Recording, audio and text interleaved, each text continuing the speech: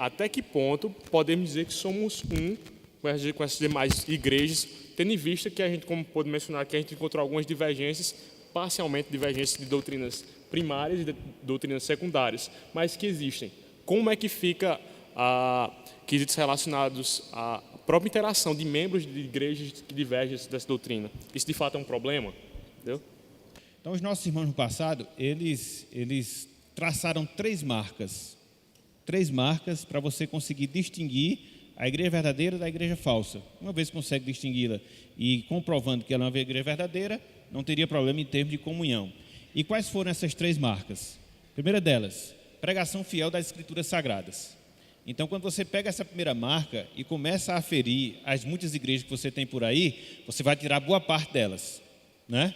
Pregação fiel, e quando eu digo fiel, expositiva da palavra do Senhor, entendeu? Ensinando o texto, contexto, dentro daquilo que a gente tem como uma pregação fiel. É uma primeira marca. A segunda marca, né, que os nossos irmãos do passado definiram como uma igreja verdadeira. A primeira, pregação, né, das Escrituras.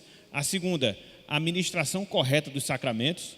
E quais são os sacramentos que nós temos? A Santa Ceia e o batismo. Que também, quando você começa a avaliar os muitos grupos que você tem aí, e aqui eu não estou falando de forma, né, de sacramento que você vai ter em relação ao batismo, divergências entre os grupos, mas na maneira como se compreende, na maneira como se faz e no propósito como se faz a questão dos sacramentos, tanto a Santa Ceia como também o batismo. E por fim, a terceira marca que eles definiram, que é a aplicação correta da disciplina aos membros. Quais são aquelas igrejas que, de fato, elas têm compromisso com a sua membresia, no sentido de cuidar dos membros, no sentido de corrigi-los quando assim for necessário.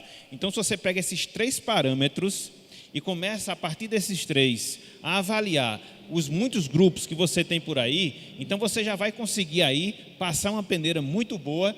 E, na verdade, as igrejas que conseguem passar por essa peneira, apesar de ter algumas divergências, né, em termos de prática eclesiástica ou uma ou outra doutrina, mas você vai ter aí um terreno mais aberto para você ter uma comunhão com esses irmãos. Agora, se fere uma dessas três marcas, aí já é mais complicado. Você realmente manter uma comunhão, porque fugiu, né, aos princípios basilares daquilo que deve ser, de fato, uma igreja. Então, nesse sentido, uma igreja passando por esse crivo aí dessas três normas, dessas três regras, não há problema nenhum. Não obstante algumas diferenças, você se manter em comunhão com ela, respeitando justamente essas diferenças.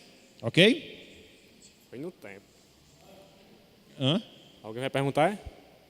Ao perguntar aqui, eu passar para Kenyon.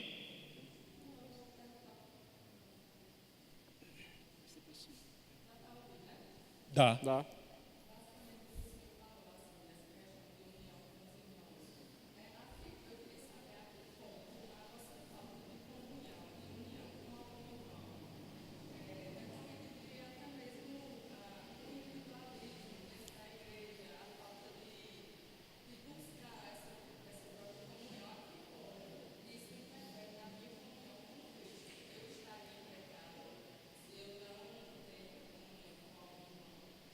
Aí depende do que esteja promovendo essa falta de comunhão.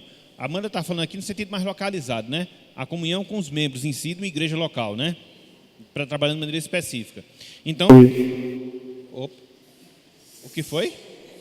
Só testando. Hã? Sim, tá certo. Então, trabalhando de maneira específica, ao que a Amanda chamou a atenção, se averiguar primeiramente o que é que está gerando essa barreira na comunhão. É algum pecado, seja em relação a mim ou em relação a ela? Aí eu me reporto mais uma vez ao que Cristo falou lá em Mateus 18, da necessidade que a gente tem de conciliação. Se houver dificuldade nesse processo conciliatório, ou de minha parte, ou da parte do outro irmão, ou de ambos, aí vejo uma dificuldade muito grande, uma constatação muito grande de pecado. Em uma das partes, muito provavelmente em ambas as partes, porque não se chegou à reconciliação. É um ponto, né? Se essa falta de comunhão é decorrência da nossa falta de interesse de se relacionar com a pessoa, não vai deixar também de ser pecado.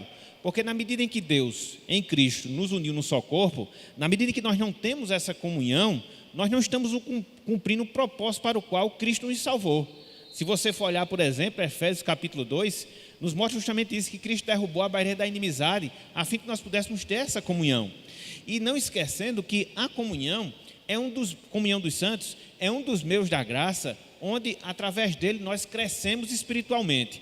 Então, se eu não tenho interesse, seja por algum pecado ou por propósito mesmo do meu coração, isso vai revelar, na pior das hipóteses, uma enfermidade espiritual muito grande.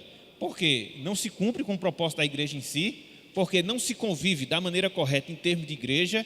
Então, tanto de um lado como o outro, é um caso seríssimo que, infelizmente, hoje, e essa pergunta é bem interessante, e eu vou até pedir desculpa por me estender um pouquinho, infelizmente hoje a gente não dá a devida importância, porque absorvemos muito do individualismo secular. Sou eu, depois eu, e depois de eu sou eu. Então a gente termina trazendo isso para a igreja, entendeu? Até adotando aquela expressão que é até contraditória, cristão individual. Eu até aprendi com o Fábio essa contradição de cristão individual. Não existe. Cristão que é cristão, obrigatoriamente, prestem atenção, obrigatoriamente, não opcionalmente, ele é obrigado a viver em comunhão com os outros cristãos. Se isso não está acontecendo por uma razão ou outra, isso é evidência, na pior das hipóteses, de enfermidade espiritual, sendo bem bondoso, certo? Bem bondoso. E aí, Ken? Vamos caminhando. Juntos ou separados? Juntos sempre, né? Aí seria uma contradição dizer separado depois de uma exposição dessa, né? Não conta no tempo não, certo? Agora o que eu vou falar, por enquanto. Que é continuando a palavra do pastor aqui. Que acréscimo é esse, rapaz? Muito bem. O cristão individual é uma contradição de termos, porque como a gente já viu no começo, na primeira pergunta, né? Se a igreja ela é composta por um corpo, né? Ela é formada de um corpo, como é que pode ser alguém cristão fora desse corpo, né? É possível um cristão fora do corpo? Não é. É impossível também um cristão individual, né? Da mesma forma como é impossível uma mão existir sozinha. Então, é só a título de ilustração do que já foi falado. Bem, a pergunta mesmo, né? Me ajuda aí que eu já... Era referente ao quesito de você poder estabelecer comunhão com irmãos Sim. de outras denominações. De outras denominações.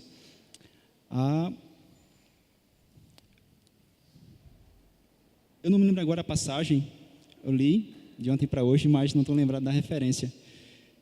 Quando a palavra de Deus fala que no povo de Deus não há distinção se é judeu, se é grego, se é bárbaro, cita, se é homem, mulher, né? Não há distinção. Nesse sentido, não há distinção, não há acepção, né? Então, se a diferença for questão de coisas que não são cruciais, né? Como esses 3 pontos que o pastor colocou aí, se não diverge desses 3 pontos principais aí, então, sem nenhum problema, comunhão com membros de outras denominações também. É corpo de Cristo, é povo de Deus, apesar de pensar em algum ponto específico de maneira diferente. E aqui eu trago outra vez o exemplo do casamento. A palavra de Deus nos ajuda muito com o exemplo do casamento. Paulo faz muito uso dessa figura, né? O texto de Colossenses 3:11, a referência daquelas palavrinhas. Sobre o casamento. Não somos casados, não sou, mas acompanhando os que são e acompanhando a própria experiência dos nossos pais, acompanhando os ensinamentos que estão contidos na própria palavra de Deus, quando ambos, homem e mulher, casam-se, eles se tornam um, é o que a palavra de Deus diz. Agora, eles pensam exatamente igual, eles devem estar em comunhão, mas mesmo tendo diferenças de pensamento em alguns pontos que não são relevantes, né? A mulher pode gostar de azul, o homem pode gostar de verde, e isso aí não é nenhum problema, não é verdade? Pensam diferente e podem manter comunhão. Então, há coisas, nesse sentido, quando dentro da igreja, as diferenças, dentro da igreja, eu estou falando, me referindo às várias denominações, as diferenças não são, dentro desses pontos principais, diferenças gritantes, né? Então, a comunhão deve ser estabelecida sem nenhum problema nenhum. Ou melhor, a comunhão deve ser estabelecida sem problema nenhum, até porque se não o for, haverá problema em quem não quiser manter essa comunhão, né? É como se dissesse, você tem de gostar de azul assim como eu gosto. Caso contrário, você não é meu irmão. E é irrelevante isso, né? Então, talvez seja uma forma de o Senhor nos humilhar, colocar pessoas que pensam um pouco diferente de nós, nos estimular a leitura, ao estudo. Quem sabe se todos nós pensássemos exatamente da mesma forma, nem fôssemos ler a Bíblia, né? Porque não teríamos nenhuma resposta diferente das que nós já respondemos. Então, Deus tem os seus propósitos e nós aprendemos com esse ensino de que devemos manter comunhão apesar das diferenças entre aqueles que são irmãos fiéis à palavra do nosso Deus. Perfeito. Não sei se eu fui claro, o tempo já me atrapalhou ali. O tempo quer falar.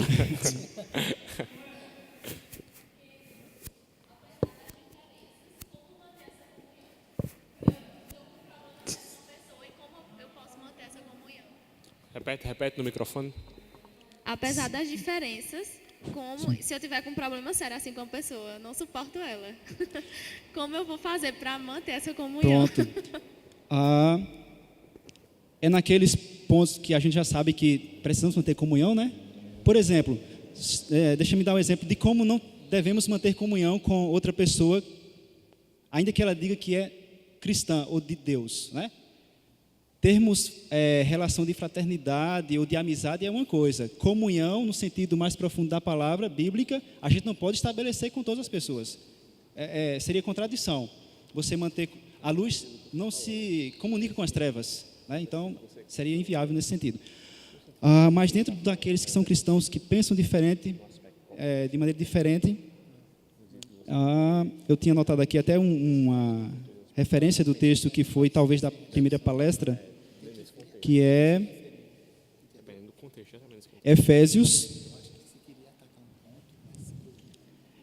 capítulo 4, versículos 2, 3, e eu acho que até o 4. Deixa-me ir lá. Talvez seja a resposta para essa pergunta aí. É o quê? Efésios 4. Como manter comunhão, né? Pensando de maneira diferente em alguns pontos. É nesse sentido, não é, Débora? Certo.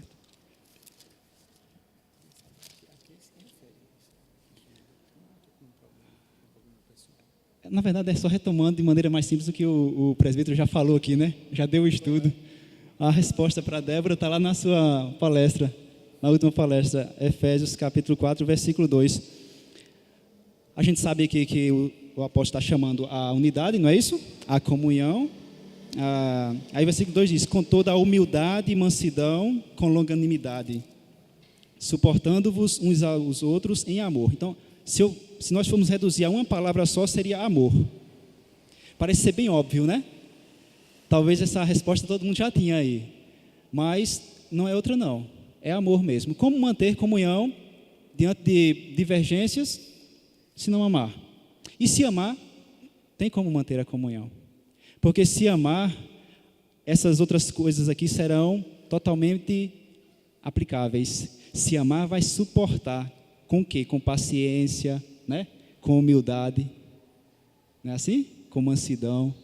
E vai estabelecer-se a paz. Percebe? Tem a palavra amor aqui no finalzinho desse versículo. Fala-se de humildade, mansidão e paciência anteriormente. E a aplicação disso, que é suportando, né?